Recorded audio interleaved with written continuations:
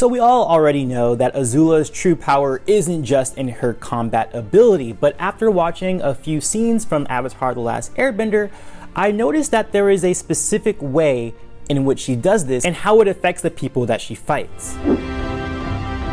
Hey y'all, welcome to the Geek Talk. Today, let's discuss some Azula and how I have underestimated her true power for so many years. Today, I want to thank the members on my channel, the people who actually said they wanted this video. If you too want to become a member and vote on my Monday videos, you can go ahead and hit the join button below or in the description box below. So this idea came up to me initially when I was doing a podcast with some of my friends called Finalysis, in which we were talking about Aang versus Azula in book 2, The Drill. And in that, we had a little bit of debate. One of the co-hosts kind of forgot that Aang essentially lost that battle, and then when we went on to watch the Catacomb episode with the Crossroads of Destiny, it became very apparent to me that I underestimated Azula's power in terms of how she uses psychological warfare. And this came up again while I was making my Jet versus Suki video and rewatching that scene with Suki doing a very uncharacteristic move against Azula. So first, let's talk about these two fighters, because this is what the main discussion is around. Aang, we know him as an airbender, as Bumi was saying in the book 1. He's typical airbender, you know, evade and move away from the situation instead of meeting it head on or thinking outside the box, in which case that's what Aang learned in the episode.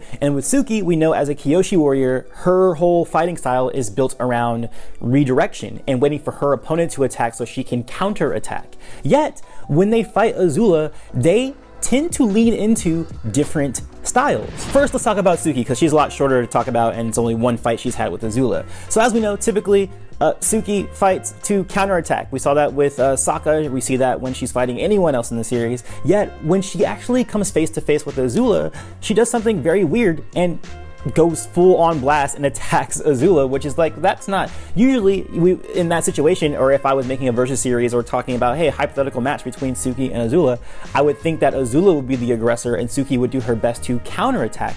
Yet she doesn't. And the reason I think that this is the case is because people know Azula, or if they even have heard about her or have seen her fight, they typically know that she is a great fighter, and I think that's great. Like, she has that for sure. I'm not trying to take away that Azula is a great fighter. She's not just, you know, psychological warfare. She is a good fighter, and that is the main reason I think. And even if we look at real world fight scenarios, if we look at Mike Tyson's fights back in the late 80s and early 90s, a lot of those fighters lost already when they met him in the middle of the ring and they had to stare down. You could tell just from that, like, they already knew, oh, I know who this Mike Tyson guy is. And then, you know what happens? They get knocked out 12 seconds into the round. Not necessarily because of Mike Tyson's skill, which is definitely a factor, but it's because they were psyching themselves out. And it happens a lot with, you know, fighting in fighting situations, whether we're talking about boxing or UFC, MMA, Taekwondo, whatever you're talking about. A huge factor in any of those situations, any kind of sport, any kind of anything, is your mentality coming into it. If you think you're going to lose, you're often going to lose. And not only that, you're going to employ different tactics that might not have been in your training regimen. If we can think about how long Suki has trained, how long these fighters against Mike Tyson train, you know, for that specific fighter, yet they get knocked out right away. It's all about just mental duress and just falling apart and under pressure. When you're under the pressure of someone like that, you tend to lean into tactics that aren't typically your MO. And this is even more so with Aang, because anytime we've seen, and what's really, really weird about Aang is that, you know, typically when we see him fight against Zuko or anyone else, he is employing airbender tactics. You know, he's avoiding, he's redirecting, he's moving away from the situation. Yet, every time he's fought against Azula, both in book 2, The Drill, and Crossroads of Destiny, what element is his go-to? Earthbending. And we know that Aang's weakest element is earth. That's made clear in the original series itself. That's made clear in Legend of Korra when Tenzin is talking to Korra about, hey, that was Aang's weakest element. And yet why would he fall back on that element? And the reason for that is because I feel like Aang, mentally seeing that Azula is this great fighter, he's like, oh my god, I gotta be able to just like put a stone wall in front of her. Like, I can't just redirect, I might get hit. I can't, you know, use any other element. I might hurt myself. he pulls up earth because that is a protective, armor around him. That's what he feels like he'll be safe around against a maelstrom that is Azula. And again, even in the catacombs, when he's fighting against Zuko, what's he doing? He's just doing airbending. He's very comfortable. He's doing what he's got to do. Sure, he was on the losing end at some points with that fight, but that was more of an even fight than just him being outright beat. And then right when he goes to Azula, he's trying to use earthbending again, using the catacomb crystals to encapsulate him and envelop him in earthbending armor, and he takes on Azula and loses, using his weakest element because he has this fear of Azula's power. Or at least my mentality, my reading of the situation is that he's using this in fear of her power.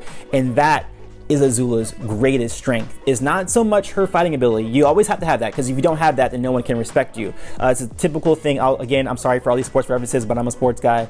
If you look at basketball, you have to respect someone's shot, someone's ability to drive, and that's what makes that defender go back and forth of, I don't know if I'm gonna, like Steph Curry, if you see him play, if you see LeBron play, if you see any of those people who have an outside shot and can also drive to the hole, defenders just don't know what to do, and they're off balance, and they don't know, hey, am I going to stop him on the three? Am I going to drive back and try to keep up with him on the layup or the dunk? This is the same thing with Azula, like with Aang and with Suki, and I'm sure with any other combatant. And we can also make arguments for Zuko a little bit. She's putting people off their game. She's putting them at their worst mentality and forcing them to use their worst off element or their worst off skill set. And that is incredible to me, and something I think I have underappreciated about Azula, and her ability to not only use her skill but also use her mental, psychological warfare to achieve victory in most situations. But that is it. I want to know what you guys think in the comments below. Have you also been underestimating Azula? Although I think most of you guys don't underestimate Azula. Typically you guys,